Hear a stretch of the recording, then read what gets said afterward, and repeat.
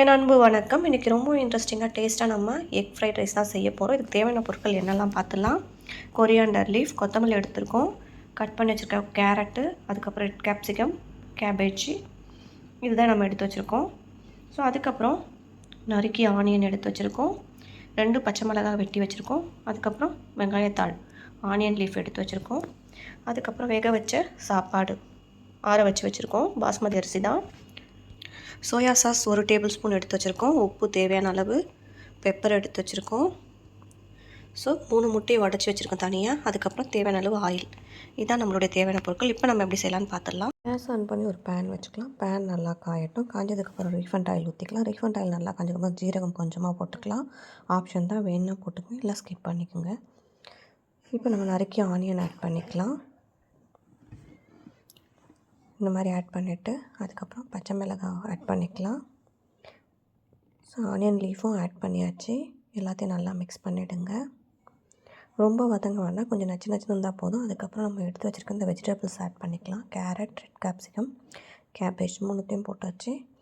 போட்டு நல்லா வதக்கி கொடுத்துருங்க. கொஞ்சமாக சால்ட் ஆட் பண்ணிக்கோங்க. ஸோ இந்த மாதிரி செய்யும்போது ரொம்ப டேஸ்ட்டாக இருக்கும். குழந்தைங்களுக்கு நம்ம லஞ்ச் பாக்ஸாகவும் கொடுக்கலாம். ஸோ ரொம்ப சூப்பராக இருக்கும். இது கடையில் போய் வாங்காமல் நம்ம வீட்லேயே இந்த மாதிரி டிஃப்ரெண்ட்டாக ஃப்ரைட் ரைஸ் செஞ்சு கொடுக்கலாம். இப்போ நம்ம கொஞ்சமாக சோயா சாஸ் ஊற்றிக்கலாம். கொஞ்சம் எடுத்து வச்சுருக்கேன். போட்டு நல்லா மிக்ஸ் பண்ணி கொடுத்துருங்க. ஸோ ஜஸ்ட்டு ஃப்ளேவருக்காக வேண்டி தான் சோயா சாஸ். இப்போ எடுத்து வச்சுருக்க முட்டை ஆட் பண்ணிக்கலாம். 3 முட்டையை சேர்த்து இதோடு சேர்த்து நல்லா குக் பண்ணிக்கலாம். ஸோ எனக்கு ரெட் கேப்சிகம் வந்துச்சு. உங்கள்கிட்ட எல்லோ, க்ரீன் கேப்சிகம் இருந்தால் கூட நீங்கள் போட்டுக்கலாம். ஸோ நல்லா மிக்ஸ் பண்ணி கொடுத்துருங்க. பாருங்கள், அவ்வளோதான், ஆல்மோஸ்ட் குக் ஆகிடுச்சு. இப்போ நம்ம கொஞ்சமாக பெப்பர் போட்டுக்கலாம். பெப்பர் அகைன் கொஞ்சம் சோயா சாஸ் ஊற்றிக்கலாம். எல்லாத்தையும் நல்லா கலாரி கொடுத்துருங்க. இப்போ ஆற வச்சுருக்க ரைஸ் ஆட் பண்ண போகிறோம். இந்த சாதத்தை இதோடு சேர்த்து ஆட் பண்ணிக்கலாம். ஆட் பண்ணி நல்லா கலாரி கொடுத்துருங்க.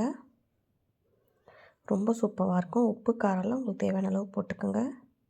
அகைன் கொஞ்சம் பெப்பர் ஆட் பண்ணிக்கலாம்.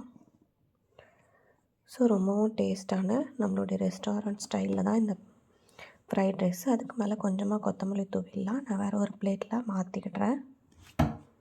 டேஸ்ட்டாக நம்ம ரெஸ்டாரண்ட் சுவையில் நம்ம வீட்டிலேயே சூப்பராக ரெடி பண்ணியிருக்கோம். எக் ஃப்ரைட் ரைஸ் தான். சூப்பராக இருந்துச்சு, டேஸ்ட்டாக இருந்துச்சு. உங்கள் வீட்டில் இந்த மாதிரி செஞ்சு கொடுங்க. உங்கள் வீட்டில் இருக்க குழந்தைங்க எல்லாருமே விரும்பி சாப்பிடுவாங்க. ரொம்ப சிம்பிள் தான். புதுசாக யாராச்சும் பார்க்குறவங்க தான் சப்ஸ்கிரைப் பண்ணிவிடுங்க. பெல் ஐக்கானையும் கிளிக் பண்ணிவிட்டு உங்கள் ஃப்ரெண்ட்ஸ் அண்ட் ஃபேமிலிக்கு ஷேர் பண்ண மறந்துடாதீங்க. வாழ்க்கையில் ஷேர் பண்ணுங்கள், ரொம்பவும் நல்லது. நம்ம ஹானாஸ் கிச்சன் தமிழ் சேனலில் நிறைய மோட்டிவேஷன், நிறைய குக்கிங் வீடியோ, நிறைய யூஸ்ஃபுல்லான வீடியோஸ் எல்லாம் இருக்குது. ஸோ பாருங்கள். வேறு எதனா உங்களுக்கு ரெசிபி வேணும்னு எனக்கு கமெண்ட் பாக்ஸில் கமெண்ட் பண்ணுங்கள். கண்டிப்பாக நான் செஞ்சு காமிக்கிறேன் உங்களுக்கு. ஸோ இது நான் குவைத்திலேருந்து தான் சமைச்சிருக்கேன். எனக்கு கிடைச்ச வெஜிடபிளை வச்சு இந்த மாதிரி சூப்பராக செஞ்சுருக்கேன். நீங்களும் ட்ரை பண்ணி பாருங்கள். மீண்டும் மீண்டும் சுவைக்க தூண்டும் ஹானாஸ் கிச்சன் தமிழ். வேறொரு இன்ட்ரெஸ்டிங்கான ரெசிபியில் நான் உங்களை சந்திக்கிறேன். தேங்க்யூ ஃபார் வாட்சிங்.